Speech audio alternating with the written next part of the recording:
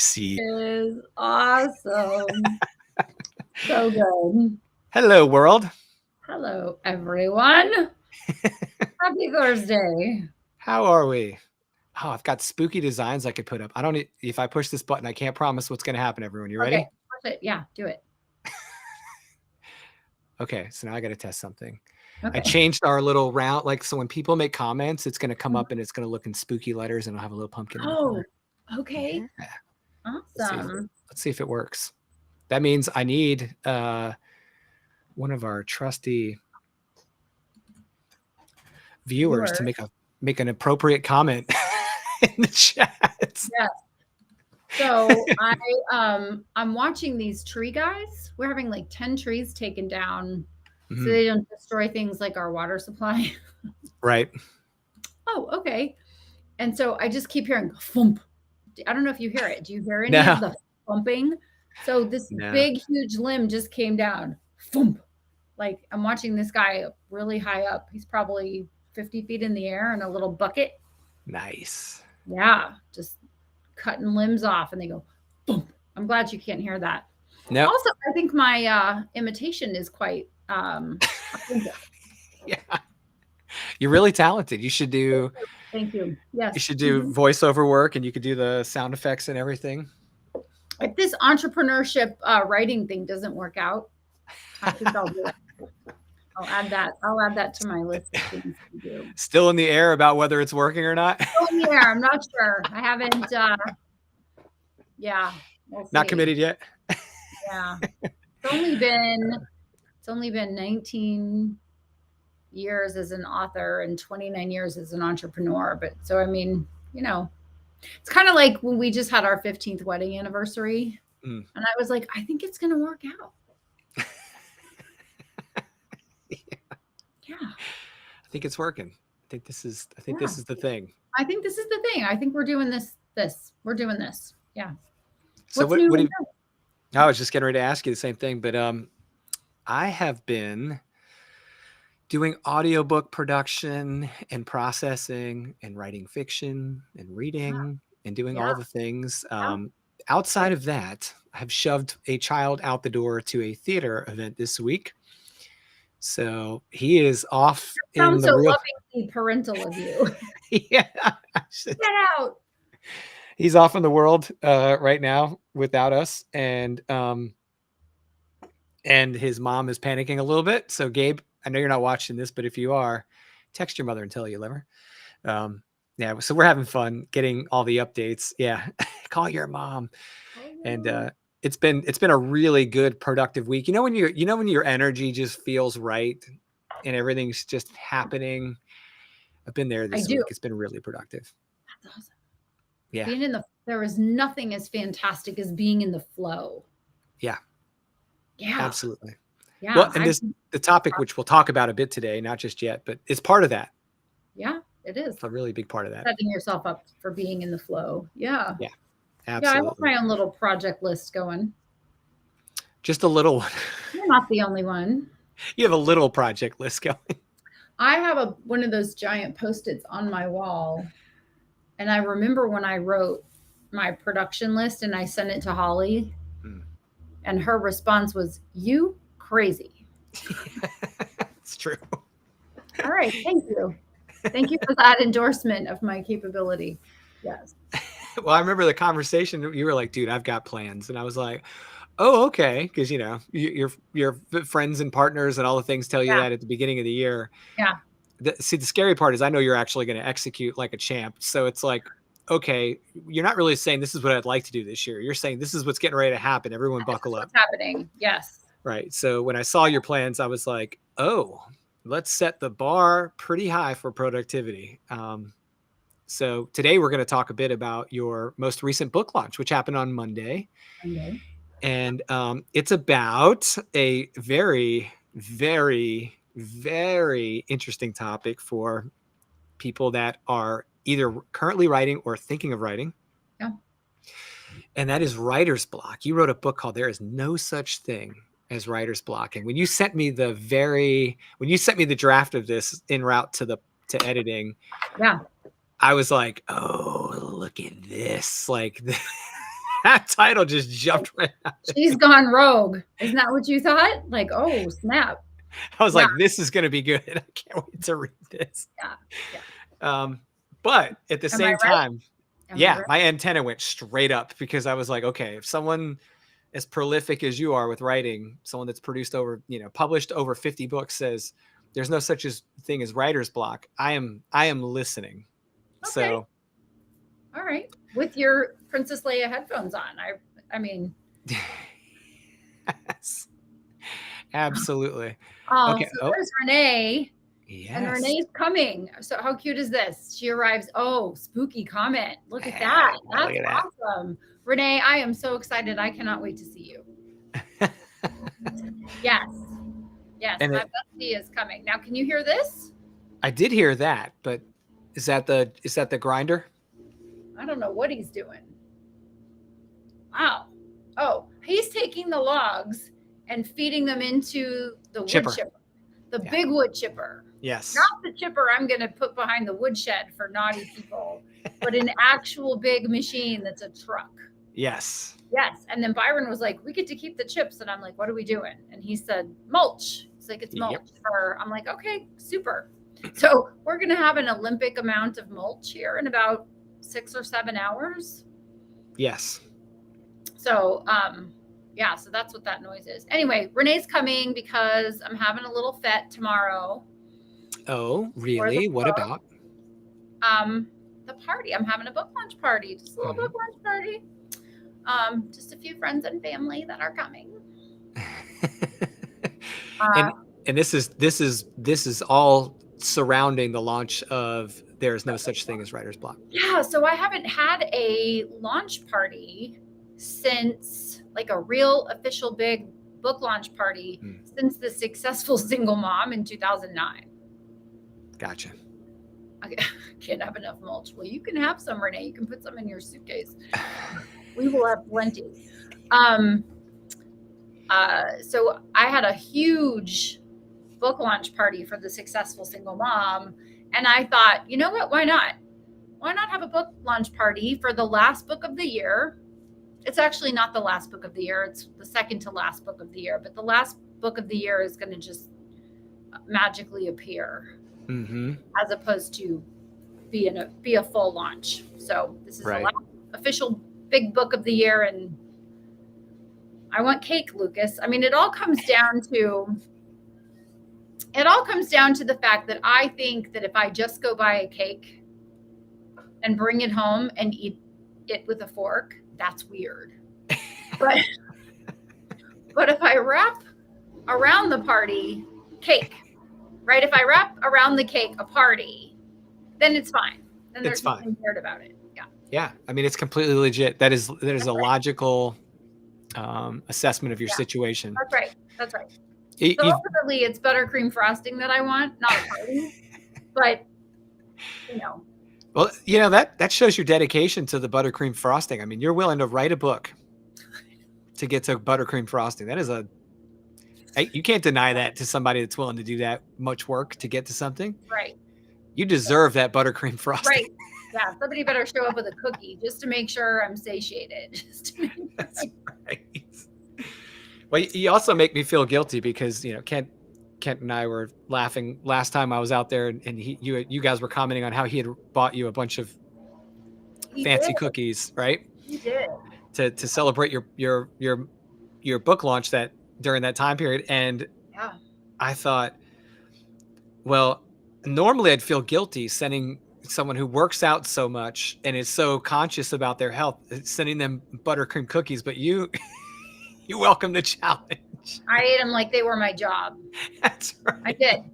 I was like, I had a whole system. I was like, okay, he sent the box. I want to try all the flavors. So I cut them into pieces, sampled all the flavors, picked the one that I liked, all of them. Then after a day, put them in, we have a food saver. So vacuum packed the rest of them and put them in the freezer. Yes. There's nothing as fabulous as a frozen cookie with buttercream frosting later. It's like there's a memory. Yeah. It is. I'm like, okay, send all the cookies, everybody, because I'm not going to, I have a little bit of self-control. I can put them in the freezer. I'll eat them later. It's fine. It's all good. You will never guess what my guilty food dessert pleasure is similar to the cookies in your case. Mrs. Smith's pumpkin pie. Oh yeah. So I have pumpkin pie once a year, and I get a whole pie. And if you ask my family about the unfortunate Thanksgiving of 2012, Oh, 2012 or 2013, still bitter about it. We went to Disney World with Mrs. Claus and John. So the grandparents, the daughter, us, we go to Orlando, but no one made sure Mama had pumpkin pie. So we went to like 5 different stores. I had 1 year no pumpkin pie. No one has ever forgotten. I have an emergency pumpkin pie in the freezer now all year. Byron is like, I'm never going through that again. But I mean, it's a testament to 2 things. One, his willingness to make me happy, and my willingness to make them unhappy. that's so true. Because we have to have Cool Whip or Ready Whip or fresh made cream with the pie. I get the pie and I get to eat the whole pie. There's always another pie for everybody else, but Mama gets her own pie at the Thanksgiving. And then I go through that whole like, oh, I have a headache. Why did I eat all that? Because it's delicious. And then I wait till next year. So once a year, I have the pie. I have. So I did not know that about you. I did not know we were fellow. Oh yeah. Mrs. Smith pumpkin pie people. It's a serious thing. But you have Costco where you live, right? Costco's everywhere. We do, but don't say that too loud. Well, we're safe now. I was going to say, don't say that in front of Tammy. Yes, we do have Costco. Have you seen the pumpkin pies that are like, that they make that are like this, that are this big? Yes. They're like 3 regular pumpkin pies. Yes. And they're like $5.99. So you go, hit me again. Yeah. Hit me again, Costco. Yeah. No, I have seen those. But we've gotten to the point now where at the end of pumpkin pie selling season, we stock the freezer downstairs and I can have them year round. But I don't eat them all the time. I just break them out. Like, it's like, you know what? I'm gonna have pumpkin pie right now. Is it like your course pricing strategies book where you talk about like you run a promotion, but not all the time? Yes. It's about as often as you have a pumpkin pie. Yeah, I should just start calling them the pumpkin pie promotions, and people just have to wait until I'm in the mood for pumpkin pie to get a course promotion. There's no predictability there. Yeah, it's very unpredictable. I'm pretty much craving one right now. I have one. It's in my refrigerator. I have been eating it this week. You are now acquainted with crumble cookies. Yes. Right? And this week I told Renee when she gets here, we might have to go to Crumble. I have the app on my phone. Let me just describe this cookie to you. I think we need this. It is a pumpkin brownie cookie. Chocolate cookie topped with pumpkin cheesecake frosting, chocolate ganache, and brownie crumbles. Yeah. So I think on the way to our pedicure tomorrow, that might be what we get. I don't know. That's amazing. Yeah. I want that. So, yeah, this is just another reason I should be in Tennessee this weekend. Like driving about every hour. Yes. Don't get me started. I wish I could be there right now with one of those. I just probably wouldn't leave Crumble Cookies lobby, especially since it's so close to your house. And also it's 80 degrees outside. It's absolutely gorgeous. The weather is great for this weekend. And then it's going to be 58 on Monday. So the temperature drops. But for this book launch weekend, the weather is great. So tell me a little. Okay. So we have a lot to talk about with this book. Normally we have a lot to talk about with books anyways, but this particular book stands out. Not trying to get your smile going too much, but like when I read this book, I was like, oh man, this this has a different feel to it. It has a different tone. Your voice in this book is so good, and it's really, I think. Oh, thank you, Helen. Helen. Helen, Hello. hello, Helen. Hello. I want her to be Helen. able to understand us. We love her, We love Helen. Helen, we love you. and Okay. we're gonna have to send Helen crumble cookies sometime. Actually, Helen, I sent you a book because I talk about you twice in the book. I don't know if she knows that. Helen, have you read the book? she may not know that I mentioned her, and I was being kindly blunt in the book, so I gave her a shout out in the book. And Nice. then the guy at the post office was like, "This is how much it is to send the book. Do you still want to send it?" And I was like, "I do still want to send it, but man, I mean, Yes. I could have just bought a ticket and delivered it." Yes. I'm going to do that next time. I'm just going to come with the book in hand. It would be almost the same price. I'm only being a little funny. Yeah. No, I was just gonna ship a book to someone in the UK. I think it was almost $20 shipping from. Yeah. It's like $17 to ship it media. I haven't tried to order author copies from Amazon UK. Did you see what she just said? You don't know what pumpkin pie is. Okay, Helen, if I had known that the last few times we saw each other. Helen. Yeah. You don't know what pumpkin pie is? Oh, yeah. Try sending 30 boxes. Yeah. Yeah. Well, thank you for doing that anyway. Yes. But what do you mean you don't know what pumpkin pie is? I mean, I can understand you don't know what crumble cookies are. So it's CRUMBL, no E. And you can just Google and look at them. But they are cookies that are as big as the face. And pumpkin pie is just a delightful treat. That's all I can say. You put whipped cream on it, and then you eat it until you feel like you're going to be sick, and then you wait 30 minutes and you have more. Nice. Or is that just me? Can't just be me. I can't be the only one. I just started on accident. I was trying to show her comments. That sounds awful. Helen, it is everything magical in this world. Pumpkin pie. That's right. Speaking of magic, can I go over the? Can I just read your table of contents in this book real quick? Sure. Yeah. I want people to understand what my reaction was when I opened this. And book also, I want to know what you mean by my tone is different. Yeah. So let me finish that thought before I read the table of contents. Okay. So when I said I really thought your tone was different, it was almost like you were like sliding your chair next to me and saying, "Hey, what's wrong?" And the reader's like, "I'm having a really hard time dealing with this whole writer's thing." And you're like, "What do you mean?" And they're like, "I think I've got writer's block." And you're like, let me fully embrace you and give you all the one-on-one mentorship that you really need right now to never have to say that ever again. Like to never have that be a problem for you ever again. Yeah. And so it's a little different. Accurate. Yeah, it's a little different than like, hey, let me tell you how to approach this element of writing.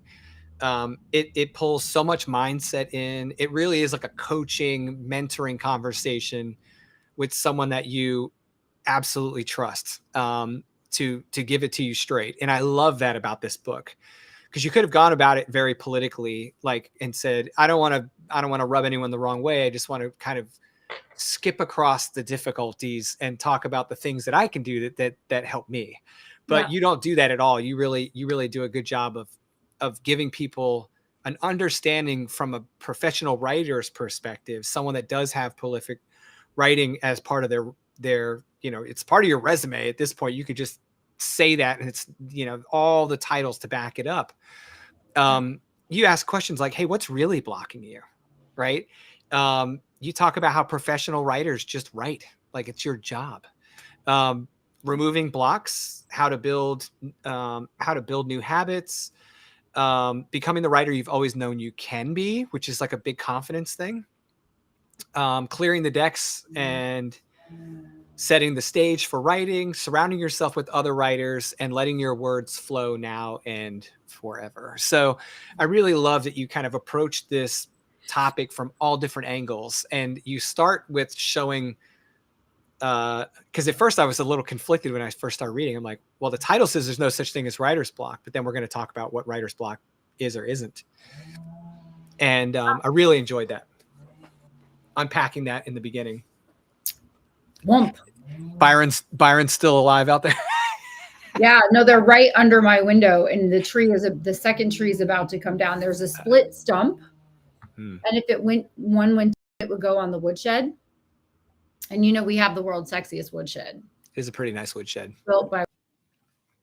This tree is coming. It's down, and it's down, and everyone's okay. All right. I'm very concerned. I have these 5 people that are like bringing down really big, heavy trees. Yeah. Okay. All right. So, all right. It's making me nervous. All right. Very good. So yeah. So you open the book with this brief history of writer's block. Yeah. And I was like, oh, are we going to do this? Are we actually going to learn about like, I just did not expect a background on what writer's block. Yeah. That kind of caught me off guard at first. And I was like, oh, this is cool. Okay. Because it showed that not only were you going to speak about your experience with or without writer's block, and your perspective and perception of this issue for other writers, but you were also, you had already done the work of researching this topic for the readers, so they didn't have to go try and prove it to themselves. They could read the very opening of this book and understand that this isn't a now thing, and this isn't a now conversation. This is something that's been discussed for ages. Yes. Well, it was interesting to me, being a little bit of a medical skeptic since I was a kid, right? I was like, I've always read, heard, my mom taught me, let your medicine be your food and your food be your medicine. Your best defense is a good offense, right? And so then when I dig in and I'm like, oh, it's a psychiatrist who decided to give us a problem. Interesting. Thank you, psychiatrist. Thank you, psychiatrist. Because, and then I was like, okay, so I wanted to know, where did it come from? What were the origins of writer's block? Right? I mean, was it the 16th century or was it more recent? And then I wanted to know, how does one get it? Right? Because is it contagious? Is it, like, where was it? And I had watched, as I think everyone in America did, Grey's Anatomy. And I remember there was season 1, 2, 3, something like that, where they talked about medical student syndrome and how suggestibility is so incredibly powerful. And there were other things too that I didn't include in the book, like if there are 300 people in a movie theater and someone says, oh, the popcorn gave people food poisoning, other people will have food poisoning. And then later it can be proven that they didn't actually have food poisoning, that it was the power of suggestibility. And I wondered, is there a connection between, well, maybe you have this, oh, you must have this. And people going, okay, well, that has to be what it is, because I don't know what it is. I just know that when I'm sitting down to write, I'm not writing. Right. Then I wanted to get into, if it wasn't that, then what was it? And the closest thing I had was a multi-period of time where I was dealing with something so personal and so stressful that I thought I was done writing. I was working on book projects. I just didn't have any ideas. And once I came through that period of time, the ideas started flowing. See the first 15 minutes of our conversation today, where I was like, there's all the ideas, there's the list of books I'm writing, and there it is, and there's my production schedule, and on your mark as I go. And then I realized in hindsight, which is what I write only in hindsight after I've figured something out or learned something. I don't write in the process. I write from hindsight. I realized as I was writing this book that, oh, I could have thought I had writer's block. I had idea block, but I also had stress block. And I don't call it stress block in the book, but there's a whole section about how stress can suppress your creativity, your ability to be magnetic, your ability to develop business. Because if people aren't coming, if the words aren't coming, right, it's all the same thing. If it's not in the flow, there's congestion. What is the congestion about? So I had congestion based in stress. Some people have congestion based in time, behavior, or beliefs. And so I just wanted to really unpack it from a logical perspective that wouldn't make anyone feel bad or wrong. And that would empower them to go, oh, wait, if I look at this a different way, if the way I look at things changes, then the things change that I look at, kind of a perspective. Right. Well, I love that you gave that perspective, because I am a bit of a nerd on things like that. I love to get some background and some context and to understand where, a little bit of history on this topic. It doesn't necessarily have to be, proof that it aligns with my perspective on this topic. Sure. It just has to be like a comprehensive view of where we're at with this topic before we start discussing it further. Right. And so I thought the first chapter of the book did a wonderful job of kind of giving a little background on the topic of writer's block. And it actually opened my mind, before I had to use any other thinking on the topic in the book, to how other people have been looking at it for years. Because my perspective with it and your perspective with it and someone else's may not, align. So I needed to understand someone else's thoughts on it. And at the point of reading the book for the first time, I only had two perspectives in my head on this, that either I don't have it or I do. Not anything else about it. I didn't really, when have I ever read a book on writer's block? I hadn't, right? So it was really good. And not experiencing writer's block as a frequent issue, I've never really sat down and thought about it. So I had a moment where I said, would this book even be relevant to someone that doesn't have writer's block or hasn't had it? And my immediate response is yes, because you have a tool in your toolbox for when things start to, you now know what to look for, signs to recognize when something's emerging. Yeah. And how to think about it before it becomes an issue. Because there's nothing worse than just waking up one day and saying, oh my gosh, this is a real problem for me now. And I didn't realize it was coming. You weren't really smart enough to see it coming. Right. So the book actually gave me a lot of perspective as someone who doesn't necessarily deal with writer's block, on how it could be emerging in myself or other people, and how to identify that and think about it, and then immediately respond to it to keep the infection from growing. Right. So, it's like the first time you start to feel a little tickle, you can go, oh, I need some echinacea. I need some extra vitamin C. I should get a little more rest so that I can get ahead of whatever this is. Interestingly, I had several really prolific and experienced writers read the book who are friends of mine. And I was like, thank you for reading it. There was probably nothing in there for you. And they were like, oh no, there was a lot in there for me. Yeah. Interestingly, there were tools and ideas and strategies, kind of like what you said. I wanted it to be helpful for anyone that picked it up. Right. And any writer. It was really the first book since Prosperity for Writers that I wrote with writers of screen and song and TV and columnists and bloggers and fiction and nonfiction. Fiction and nonfiction. If whatever you write, if you're a writer, if you're a lawyer, right? You can't have writer's block. You got to write the contracts. You got to write the emails. Right? If you're writing your email sequence, you don't want to have any type of block around it. Right. So I just really wanted it to help anyone who picked it up. And I wanted it to be helpful fast, which is why I kept it at a low word count. It's a small book, not intimidating, and it's meant to be helpful. And so far, it seems like it's being helpful, which is really cool. Yeah. Have a great day, Helen. Thank you. Or have a great evening. Yeah. Thanks, Helen. Good night, dear. Good night. Or you have tea or something. I don't know. She thinks we're nuts. She's like, new people have just lost it. She's like, I don't know why I hang out with these people. Yeah. So I would like to pull, I know this is very fair of me to do on the spot. Do it. Yeah, that's fine. There is a paragraph in chapter 2. It's on the second page. I'm looking at it on my Kindle, so I'm not sure exactly what page this is. Let me, all right. In print. It's page 18. Nope, page 19. Hi, Tony. Okay. Hey, Tony. Hey, Tony. Tony, hello. All Tony right. So is Jacobson. it the exercise? Is it the exercise? No, so I'm looking at it on my Kindle, so it's probably not the same page as like what's in print, but it's the All right. second page of the second chapter. Okay. And you have a paragraph, and I will quote you so that I don't mess this up.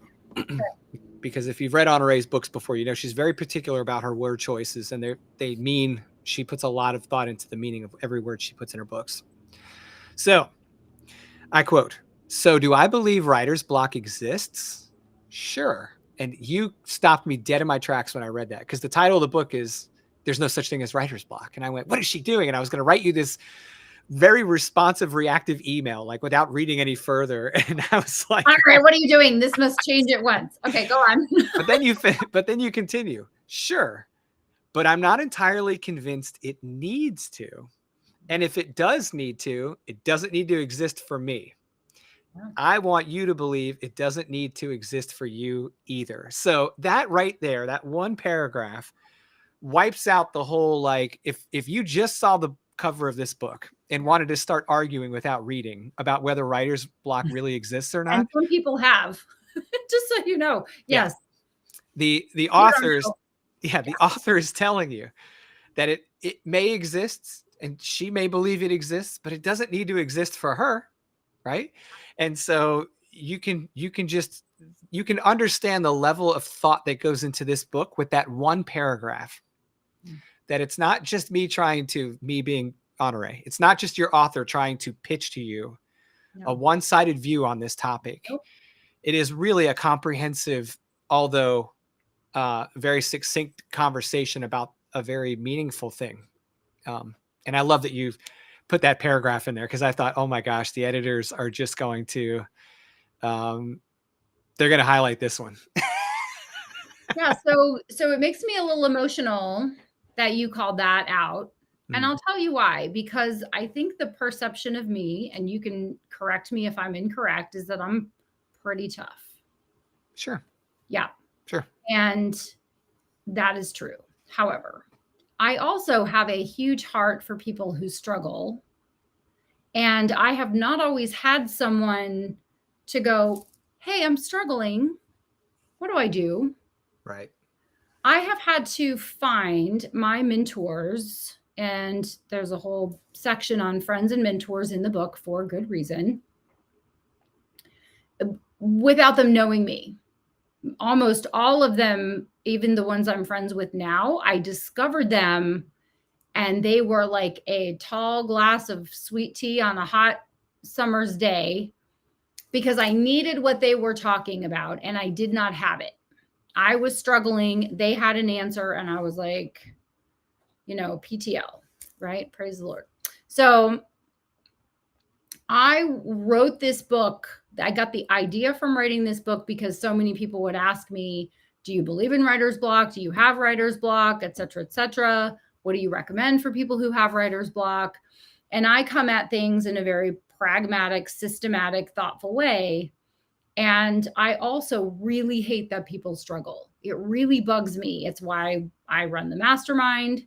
It's why I do things for people. It's why I mentor and coach, and why I write books, because it really bothers me at a level that I understand is I can't control it, right? I can't control that people struggle, but if there's an opportunity for my words of encouragement in my process to meet someone where they are and they don't have to struggle, I think that's awesome. And I see a lot of people posting, I can't write, I'm blocked, I'm struggling, I'm blocked, I'm tired, I'm blocked, I'm stressed, I'm blocked. And this was my answer in my own little way that I can make an impact. This was my way to help the people who read the book to go, you know what, it might be there. And you're very well founded in your lack of productivity and prolifery. Is prolifery a word? It is today. But, I like it. However, if you could engineer circumstances, if you could set the stage and engineer circumstances so that most times you could write as easily as you breathe, wouldn't that be a lovely gift? And Yes. that was the gift that I wanted to give to my readers. Whether I know them or I don't know them, whether I never know them, that is the gift that I wanted to give the readers. So there, you got me a little emo. I'm over it now. Okay. What else you got? Well, I mean, chapter 2 is like one of my favorite chapters in the book because it does tap the emotional element of this. And you can't have a conversation with someone who's experiencing it without sensing their frustration, their Oh, anger, yes. their sadness. Some people are really, this just destroys their confidence in being a writer because, like, how can I be a writer if I can't write? And they start to And have, what's wrong with me? What's wrong with yeah, me? there's something wrong with me. There has to be something wrong with me. There has to be something Right, wrong with my creativity. I must be lacking in some area. And that is right. so frustrating. It's so frustrating to have the same problem over and over and over again Yeah, and not be able to break through, not know who to ask, not know who to trust with your struggle, all yeah. the things. Yeah. Well, I mean, I solved some of that by assuming I was going to have some issues with learning how to write at a very high level, very in a short period of time, because I was confident in my skills as a writer, but I knew I needed people like you in my life to Mm. help me get through things like in an accelerated fashion.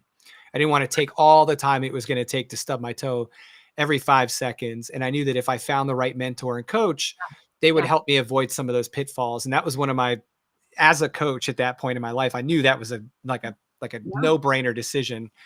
So I might, I hope that other people will take a similar approach, and have, like you said, make friends, have mentors, people in their lives that can help them with that, because it's really important. Okay, I don't want to leave chapter 2 yet. Okay. You're All right. okay with Okay. that? Okay. I'm good. Because what I'm doing is I'm very intentionally addressing some of the things that I know people are going to think when they see this book and they haven't yet read it. Okay. And you do a great job in chapter 2 of talking about what it means to be a writer. When I say I'm a professional writer, like, there's something to that. It's not Yeah. just because you like to write, it's because you're going to write. And how can you possibly be a writer if you're not writing? So you do a really good job of putting that up front and saying, look, you're going to be a writer if you want to be a writer. And here, I'm not special. Just because I wrote this book and I know. I'm not experiencing this all the time, your exact quote is, I don't believe I'm special, a prolific unicorn with unique powers. I've cracked my code with a combination of effective beliefs, an understanding of how I work at my best, and a firm commitment to doing the work. No, that's not, or that answer isn't sexy. It's not exciting, but the result is the book you hold in your hands. Many famous writers have shared their thoughts. And you go on to show some quotes from other people about this very topic. And these are people that have reached a level of success in their lives as writers Yep. and Yep. other art, like Steve Yep. Martin's in here.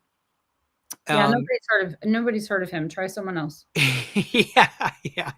And I found each of these those quotes carried a lot of insight and weight. But also it these are words from people that are where you're trying to be. Yeah. And if someone like you who's written over 50 books and has made a great living, um, building business around the books, benefiting from the books in many different ways, directly, indirectly, all the things, um, getting to 50 books, I mean, that's a lot of work and that's a lot of experience. I should listen to that experience, and I should understand that, yeah, you probably did stub your toe along the way getting to all those titles, and you've probably learned a little bit about what worked and what didn't work. Yes. And that's what I really feel like when a professional writer is telling you, hey, I'm not the only one that says this. Other professional writers will tell you these same things. What does it mean to us to be a professional writer? Um, Yeah. it's a really important lesson right up front. Yes. Um, oh, hey, we've got some high Tonys coming from Renee. Okay. So that to me, chapter 2 is just phenomenal. And then you give some examples of exercises in each chapter as well. I'd like to ask you what motivated you to put exercises in this book in particular? Because you don't do that in every book. I don't. I wanted the readers to take immediate action on what they were reading to start to build the muscle. Just build the muscle. Like, when I first started working out with my trainer in New York back, in the 90s, my first trainer handed me 7s to do a lateral raise. And I was like, 7s? Let's go with the 3. 7 is heavy. And he's like, no, you can do 7. I'm just going to help you. And now I do more than 7. And it's not hard now because I built the muscle. Everything is hard when you first do something. And I wanted there to be gradual exercises that would build the muscles of the writers so they could start to build that muscle. And also all of the exercises are writing. So not just mental clarity and mental visioning, but also building the writing muscle. It's like, oh, did you just write that? Okay, look at you go. Right? How dare you trick me into writing? Yeah, I tried just a little, just a little trickery going on for good measure. Oh, I love it. I Yeah. love it. Well, you kind of get right to the point about this in the next chapter, and I was like, this is where I was laughing and reading, because not laughing because it was funny, just laughing because it's so true. And you have a section in here that's titled "What's Really Blocking You," and immediately you make a point that the military person in me was, whatever that person's name is, Lieutenant Commander Marino retired, is jumping up and down screaming, yes, right? Because you ask, would you be shocked, surprised, or even offended if I said your block is you? ? And you italicize the word you. Again, stay with me. And this is where you talk about Helen and being kindly blunt. You borrow that from her. Yeah. And then you go right into say, hey, look, don't stop reading this book and walk away forever, Yeah. Because really what you're doing here is you're handing the reader the power. Yes. To make a decision that could change things for the better. Yep. And I think everyone reading this book that gets to that point should say, I'm literally getting my confidence and my plan back right in this moment. Yep. Because you're telling them, look, this is something you can control. Even if it's something that's happening to you because of other things in life, it's something you have control over fixing. Yes. It's not just, you didn't catch a disease, to your point about the first chapter. Yeah. Yeah. Love it. Love it. Do you feel like, okay, I'm going to ask some general questions that I already, do you feel like this is something that can't be solved for people? No, Right. I feel like it's something that can be solved. It might not be instantaneous, and it might take some different, right? It's like figuring out which clothes fit you the best, what your body type is, or what your best colors are, or what food you like the best, like what are your favorites, or what types of exercises work, right? Mm-hmm. It's like figuring out how you work the best is a code, is your personal writer's code. And so figuring that out, you could get it on the first try. Mm-hmm. You walk into the first house and you go, this is the house, we're going to buy it. Or you go to 100 houses and then you find the house that's your your soulmate of where you're going to live. And so it could just take a minute, but yeah, 100% it can be solved. Right. If it's not writer's block and it's beliefs, for example. Yeah. I mean, how are my personal beliefs going to impact my success in writing? Like, how is that a thing? Well, you first have to believe you can write, and you have to believe you deserve to write. You have to believe you deserve to earn money from your writing, and you have to believe you are just as capable and deserving as anyone else who's a writer, who's earning a living from their writing. So when we look at someone who is prolific or very successful, I look at people that write songs and I just go, oh my gosh, that's so cool. I'd like to write a song. I want to write a song at some point in my life. But if I look at songwriters who write, I don't know, 10 songs a day. I'm sure I'll ask Byron, like, how many songs does a songwriter write in a given day? And he would give me a number. If I go, oh my gosh, I want to write one song. I can't write 100 songs. I can't write 10 songs. I can't write 100 songs. I can't write 1,000 songs. I'm never going to win a Grammy. Forget it. Never mind. I quit. I'm just going to keep writing books. That's a belief, right? It's comparisonitis. And it's also a belief that it's not possible. And I would like people to take it's possible for Lucas, but it's not possible for me, and flip that and go, if it's possible for Lucas, I bet it's possible for me. That's right. That's it. I mean, unless you're talking about sports figures, comparison is really not helpful. I would never be Wilt Chamberlain, if you're old enough to know who that is, right? I'm not tall. I'm not that tall. I'm tall, but I'm not that tall. I was about to say, you better retract that previous statement. You are tall. You know what I'm saying? Like there are some comparisons that are valid. Yeah. But I perform brain surgery based on my current level of education. Not advised. But when you're talking about something that simply requires, not easily, but simply requires putting in the time and effort. Also for brain surgery, I'm just not going to do it. But it's just putting in the time and the hours. Eventually, I could get there. The difference between someone who doesn't and the person who doesn't do it is the amount of time, energy, and effort and consistency. It's like I was talking to my French coach this morning, and he said his daughter is 17, and she came to him and she said, French is so hard. Now, she's born in the US, but he's Parisian. Mom is American, and so she's bilingual, but she's in a school in Madrid. And she has French classes and Spanish classes. Wow. And she's like, French is so hard. Like, because you don't say all the letters that are like when you're writing it, it's different. The verb tenses are confusing. A lot of the words sound exactly the same, right? I accidentally said something and he was like, no, never say that. Because the translation was vulgar. Yeah. The French accent, he was like, well, if you say it like this, it's a little vulgar. So don't say this. Say this one over here. Like, okay. I'm like, fair enough. But he said, you've done the hard part. You've learned how to say things, right? Your pronunciation is good. And you just keep putting in the time. So am I fluent? No. Can I read? Sort of. Can I understand? Sort of. Right. Like, getting there. If someone speaks slow enough to me and they're willing to be patient, I'm conversational. I can have a French conversation all day.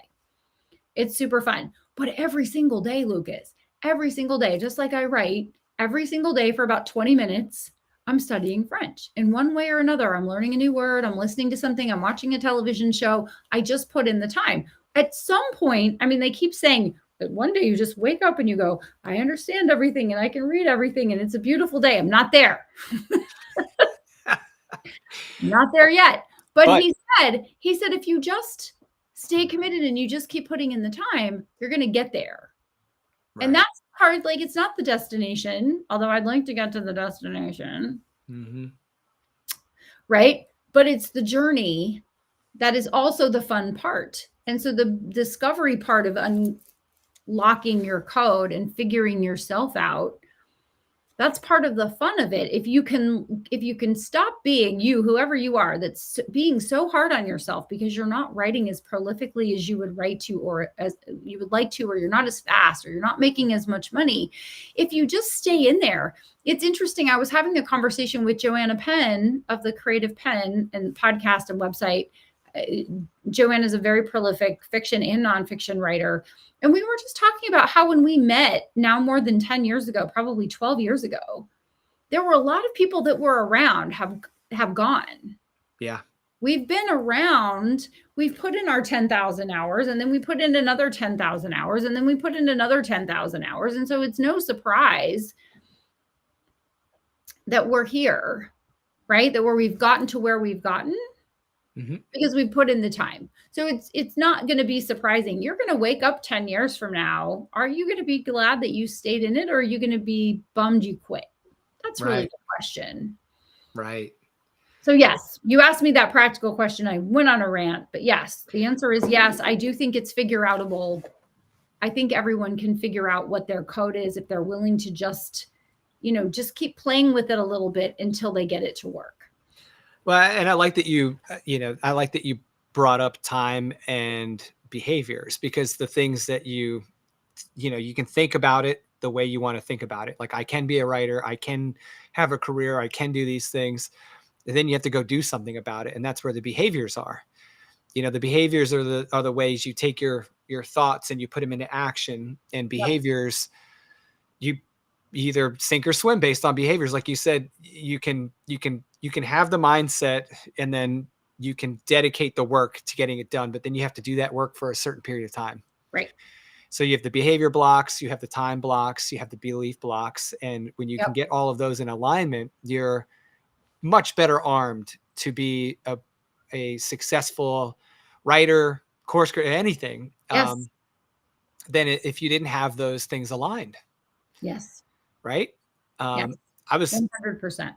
I was telling a potential client yesterday in a call, and I said this to him to give him a little insight into how I feel about things as a coach, because he was asking me to help him through some things with his course launch. And I said, yeah, okay, so I just need you to understand that I'm very big on you have full control over your launch. Like, everything about your launch is basically the things we can control, you have control over. The things we can't control, we can't really worry about those. We can plan for them, but we can't stress them. We have to set ourselves up for the most success here. And my requirement of any client I work with in that space is that if something's not working right, we look at ourselves first. We look at what our plan is and the action we're taking before we blame something else, like software or, people Oh, you're just no aren't fun. interested right now. Yeah. Like, Yeah. unless it's very You're no. clear that that's the problem, right? Like, I can't log Yep. into my site. That's different than, Yes. but I told him, I said, the reason I say that is 80 to 90% of the time when something's not working in my business, it's something I fully control. It's something I'm not sending out the right emails, or I'm not engaging in the right social media discussions, or I'm not dedicating the right amount of time to certain activities in my business. Yep. Whatever the case is, I always look first and say, what can I do to get better control of the situation and better influence that? And I'm not saying that to try and, Yeah. yeah, I just saw that. Hi, Thanks, Wayne. Wayne.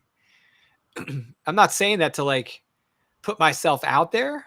I'm Yeah. saying that to tell people, like, hey, this is a real thing. And I've looked at this in writing, and I've taken this lesson from you and other writers. Yeah. That when I first met you and you told me about your daily schedule, I was like, very good discipline. Like, the discipline just jumps off the table. So when I read chapter 3 and I read about those elements of Yes. What the blocks could be. yeah, that's all to me. That is about understanding the discipline required to be a writer, but it's Yep. really understanding the discipline that it takes to be successful at anything. So you're not saying, hey, this is specifically to writing, even though the No. book is specifically about writing, but you already have the tools to think about this and do this the right way. You just need to focus on the right things. All right, Tony, what do we got? Tony says, that's the one thing that changed for me this year with my marketing and sales, looking at what I need to change internally first. Exactly. Yep. And then execution, man. Without execution, it's hard to be successful. So Yep. I love it. So without spending, I didn't want to give the whole book away in one conversation, obviously. And so we dove into a couple of the chapters, but what have we not covered that you think must be heard, must be said, must be addressed in this, people picking this book up and looking at it and saying, I wonder if this is the right book for me on this topic?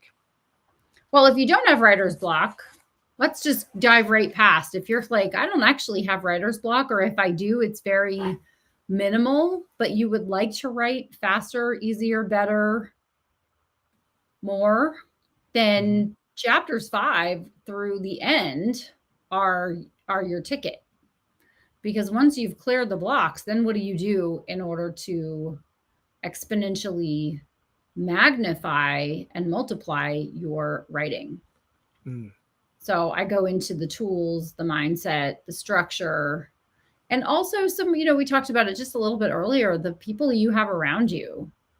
Mm-hmm. Because in as much as our spouses and significant others and friends are very supportive, and they'll go, "Oh, another book, yay! Okay, cake. Let's get you some cake."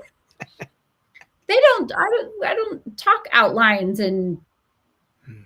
ideas and content and structure and things like that with my non-writer friends, because they would be bored to death. They want to talk about something else. So very supportive, but not necessarily talking word choices or character Right. development or anything of that nature. So having writer friends and writer mentors, I think is very, very important, because we're writing in isolation. Even if we're at a coffee shop and we have a writer sitting on the other side of the table who's also writing, you're still in your head a lot. And so it's really helpful to have a conversation with someone who has the same Mm. direction, vision, and having that, having a mentor, having support of someone who is where you're wanting to go, having a bench of people who are where you want to stay, right? Because I talk to a lot of other very successful authors, and we talk about what our goals are and what our visions are and what we're up to, and those sorts of things. And then having a bunch of people that are moving in the same direction that you are, having peer support. So having mentor support and peer support, and also having just friends, just writer friends, reader friends, writer friends, those sorts of things I think are very, very helpful. And I think people don't give themselves the gift of that as much as they could. They have a limiting belief around how old you are when you make friends, and who wants to have a new friend, and how to build those friendships, and those sorts of things. Writing this book on writer's block has opened me up to a whole new group of people who have written books for helping people with their writing.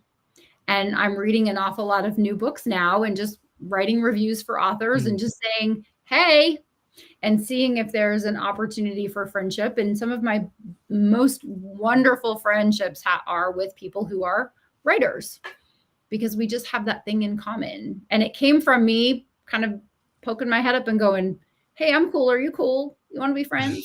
Can we Right. sit at the same table at snack time?" Right? It seems kind of silly, but ultimately it's where a lot of the fulfillment comes in, to counterbalance the loneliness that can come with writing, with building an empire, with income streams, with all the things, right? Yes. I love it. Yeah. I love that you brought up uh, moving forward in the book. You're armed to be a successful writer with the elements of the remaining chapters, because again, you could be someone like me. I mean, I've read the book and I loved it, and I it's going right on my desk Okay. next It's coming. to It's coming. You Must Market Your Book, Thank you. It's on which, its by the way. way, does not leave my desk, as I've said it a million times. Yeah. Thank you. Um, Now you have to prove it. every Where is time. it? Okay. Where is it? And there's a reason for that. It's like, I think if you're going to, I take the same approach I did when I was a mechanic. I'll just keep this simple. You were expected to stay proficient in your trade, and you were Right. expected to stay That's right. proficient in your skills, That's and right. not stagnate, and not just go off of what you learned previously, because the it's an endless skill set. You can't, there's no such thing as the perfect No. electrician or diesel mechanic or welder or anything. You could be a really good one, but the really good ones are constantly learning and exploring in their trade. And I Yeah. think that a lot of writers, because it is more of an art than it is like a what we consider like a hard skill trade, it is a trade. And I look at my writing in that same way. Like, I have these tools around me that help me become a better writer. And this book is one of those tools. This one's going right on the desk and doesn't leave. And it's because it gives you a way to, like you said, have some additional tools in the toolbox when you're an experienced, comfortable writer, to help improve even more from there. And it just gave me a lot of ideas about how to be more disciplined in my own writing. So I thank you very much for taking the conversation beyond the, hey, hypothetically, these are the problems and you can solve them if you do X, Y, and Z at a very high level. And you actually dug in. So I appreciate that. I appreciate that you appreciate it. Thank you. Well, it was interesting because I sent the book to you and to a couple of other people, like, here you go. What do you think? So, that's one of the reasons to have writer friends, because your writer friends will make time to read your writing and tell you, this is where you're hitting the target or this is where you're missing the mark. Right. So thank you for that. Your chapter 5 exercise is something I continuously do, just so you know, which is. Yeah. What's my chapter 5 exercise? I've written 2 books since I wrote this book, Lucas. Is to grab a 3x5 card and write, I am a writer on it. And I don't physically do that all the time, but I do have to stop and go, wait a minute. What are you doing right now? Are you a writer or are you someone who likes to write? And there's a big difference. Yeah. It's not a hobby. It's your job. Go. Right. It's like, so. Right. When people say, how do you write so many books? I just go, it's my job. Yep. It's my job. I can love my job. I love my job. Oh my gosh. Love my job. But it's my job. I get up in the morning and I write. That's it. It's just part of, call me. How many words did you write today? I'll give you an answer. Yeah. Yeah. All right. Well, Honorée, anything else to share before we drum? No, just jump. What are we doing? Well, I've got to jump into a board meeting, but I just want to say thank you for reading. Thank you for so thoughtfully reading and prepping for the conversation and being one of my first readers. I really, really appreciate that. And I really do hope it helps lots of readers and lots of writers.